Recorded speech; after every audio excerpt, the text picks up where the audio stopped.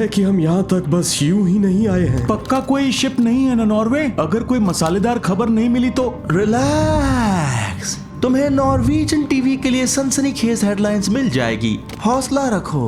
अच्छा 1 मिनट, मुझे थोड़ी घबराहट हो रही है। इतना सारा पानी, बाहर निकलने का कोई रास्ता नहीं। अगर कुछ गड़बड़ हो। डर के आगे जीत है बीबीसी, हौसला रखो। वाह, अब क्या हुआ? वो क्या ये जर्मनी का प्राइड है? ये तो बैटलशिप शान होस्ट है।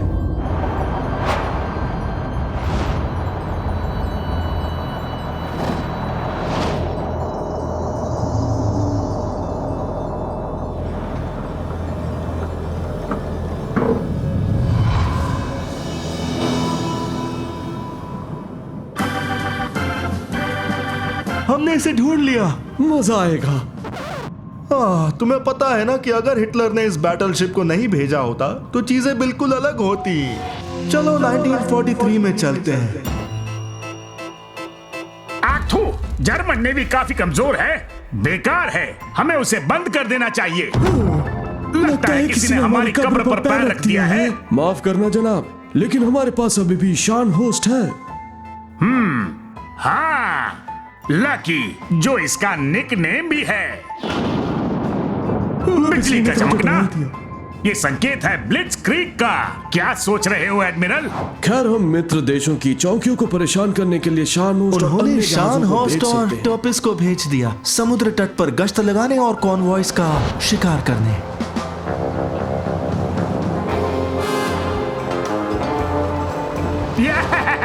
ब्रिटिश सप्लाई कॉन्वेज अब मुझसे छिपेंगे नहीं।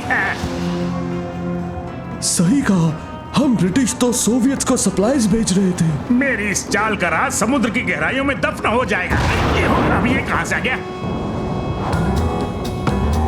पायरेट बॉल हिट बॉल बोल रहा हूँ, वहाँ क्या चल रहा है? सर, हम पर टॉर्पीडो से हमला हुआ है, ये सबमरीन्स का काम है। कम वक्त कहीं के, तुम किसी काम के नहीं हो। तुम पोर्ट की तरफ वापस जाओ, हम आगे बढ़ते रहेंगे। ठीक है, जैसा आप कहें जहांपना। जहांपना नहीं, पायरेट किंग हिट बॉल। अपनी आंखें और कान खुले रखना, वो दोबारा हमला कर सकते हैं, समझे?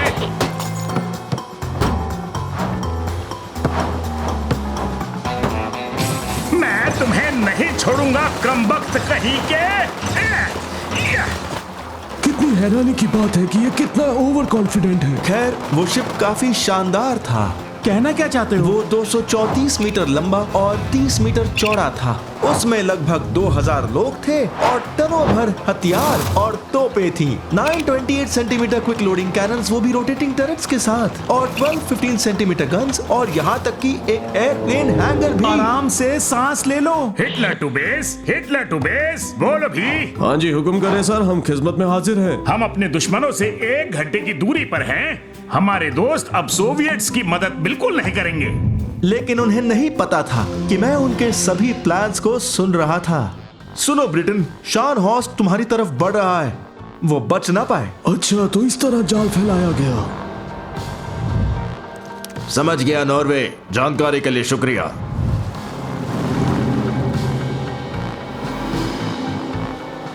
इन कॉन्वॉयज की अब खैर नहीं, और फिर जर्मनी की तरफ बढ़ने वाली सोवियत सेना भूखी ही मर जाएगी। वो क्या है?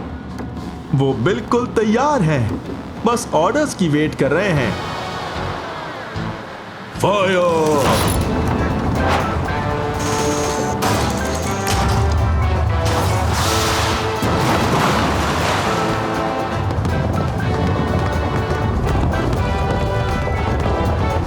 क्या घात लगाकर आघात? सर, उन्होंने हमारे रडार को तबाह कर दिया। हम उसके बिना अंधे हैं। अब ये क्या करेगा?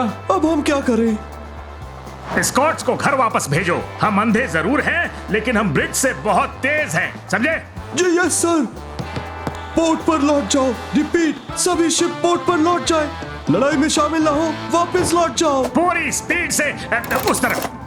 तो शान होस्ट आगे बढ़ता रहा, अकेला, बिना रडार के, इस बात से अनजान कि हैमर उसकी तरफ बढ़ रहा था।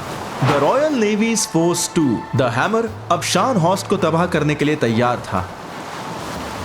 ये इतना भी बुरा नहीं है। रडार ना भी हो, तब भी मेरे शिप में बहुत सारे हथियार हैं।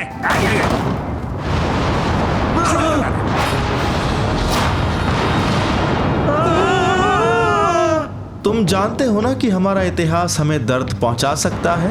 क्या तुम इसके लिए तैयार हो? हाँ, ये सब दिल तोड़ देने वाला लग रहा है।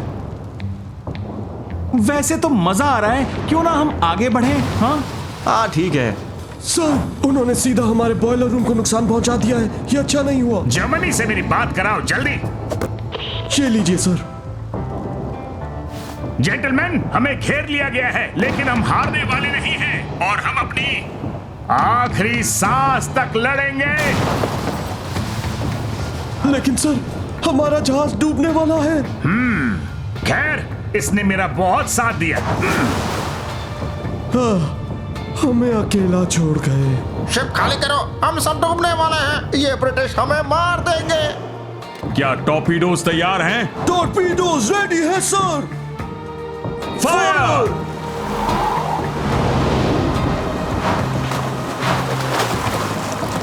अरे नहीं, अब नहीं बच पाएंगे। थोड़ा हौसला रखो साथियों।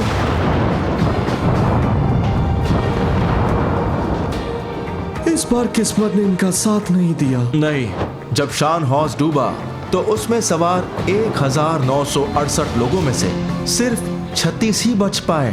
अरे नहीं, पर क्यों? क्योंकि सहयोगी दल वहां से भाग निकले। ये शायद डील होगी और फिर जर्मन्स भी तो हार इस गए। हादसे के काफी समय बाद एक नेविगेशन ऑफिसर ने बहुत ही अच्छी बात कही। समुद्री युद्ध के दौरान सेलर्स के लिए बहुत बुरा लगता है। हमारा निशाना शिप्स होते हैं, सेलर्स नहीं। लेकिन अब यही तो युद्ध है।